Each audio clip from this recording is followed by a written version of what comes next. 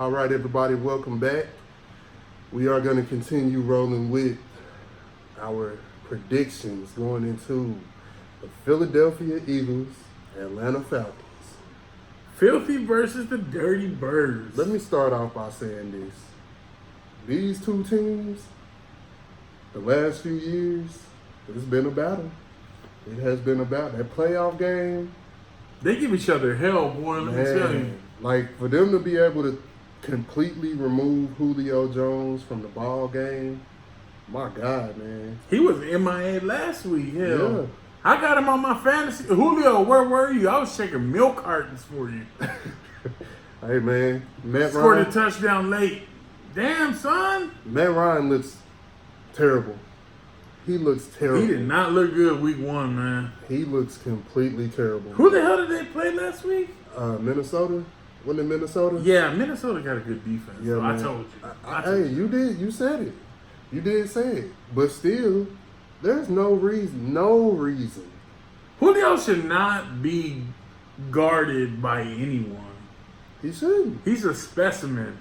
And y'all treating that boy like he's 5'9". I'm telling A you. buck nothing. Man, Can't nobody hold that, man. Atlanta got all these weapons, man. You got Julio, you got Ridley, you got Muhammad Sanu. What's the runner they got? Tevin Coleman still, right? Freeman. Devontae Freeman. And Higbee is a tight And end. y'all think everybody puts Matt Ryan as a top 5, top 10 quarterback, and y'all look that damn bad? They look bad.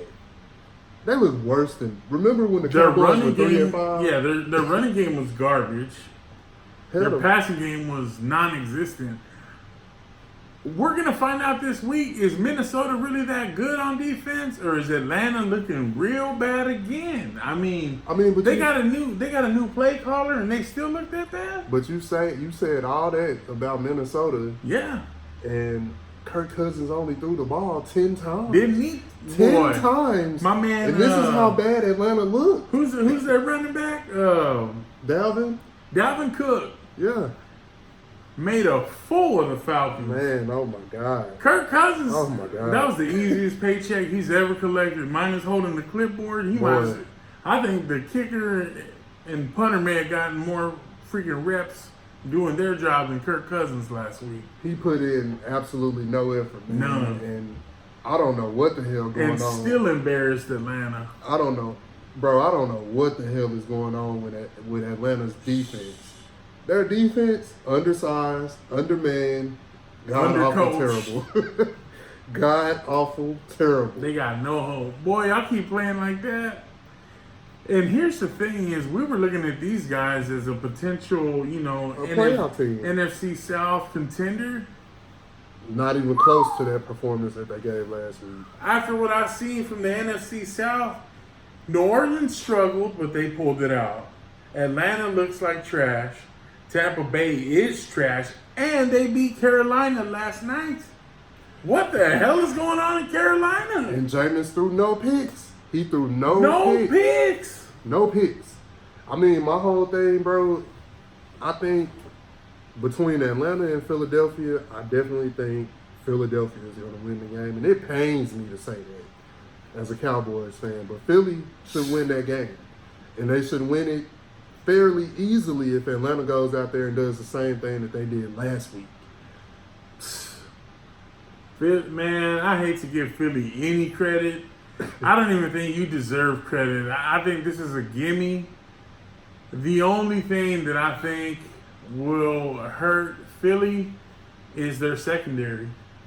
Their secondary was hurt most, if not all of last year. I don't know their secondary very well, but I don't think that secondary is anything that's going to be able to hold. That's going to be able to hold that offensive firepower. Again, Minnesota's got a defense. They can play defense very well. Mike Zimmer's got them coached up.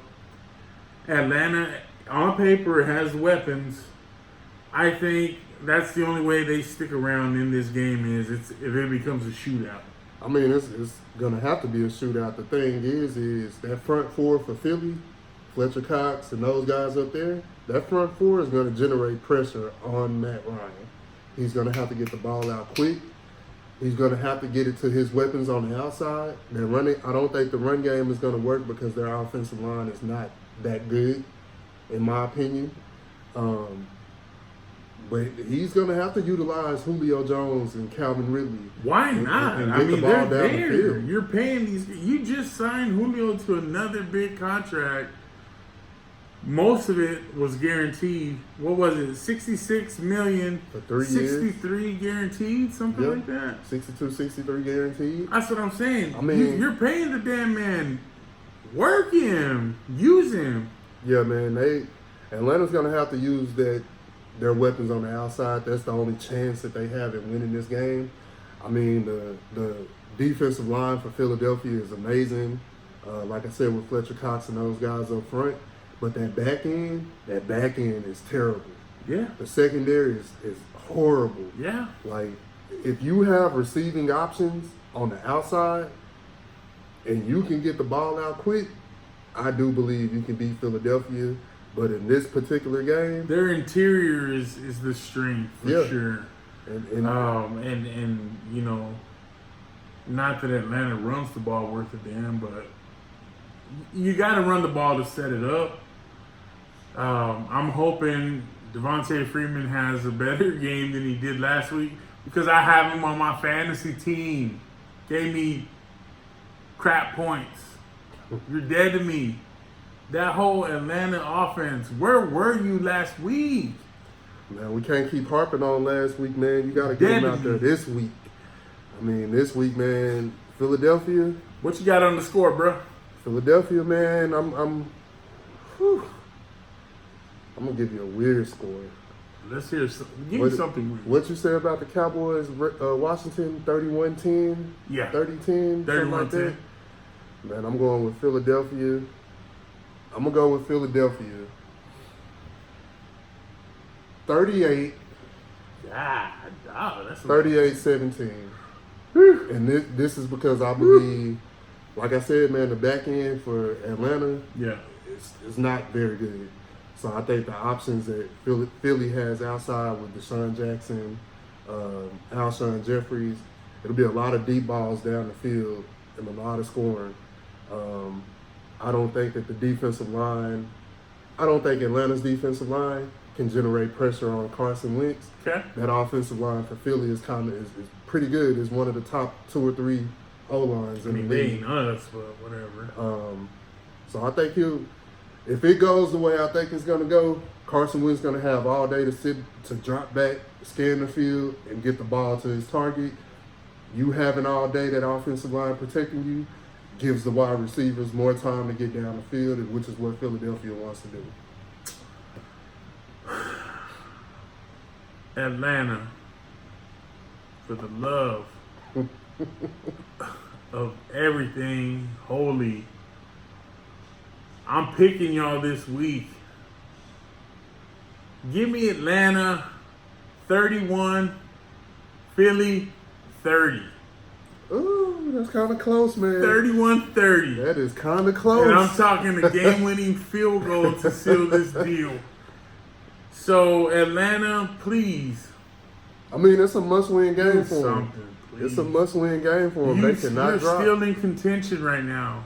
They cannot drop to 0-2, and this goes into what we're about to talk about next: the New Orleans Saints versus the Rams.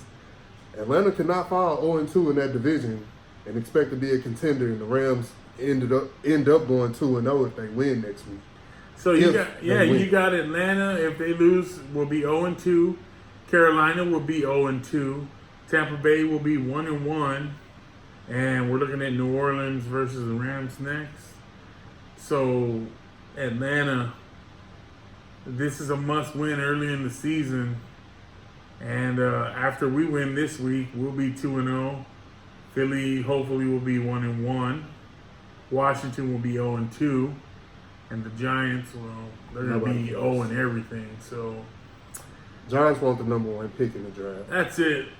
I don't know what they're going to draft. Not another quarterback, maybe some offensive linemen. But y'all need help. y'all need help bad. Y'all need Jesus. So I don't know what to tell you. But coming up next, we'll preview the Saints and Rams. Stick around. We'll be right back.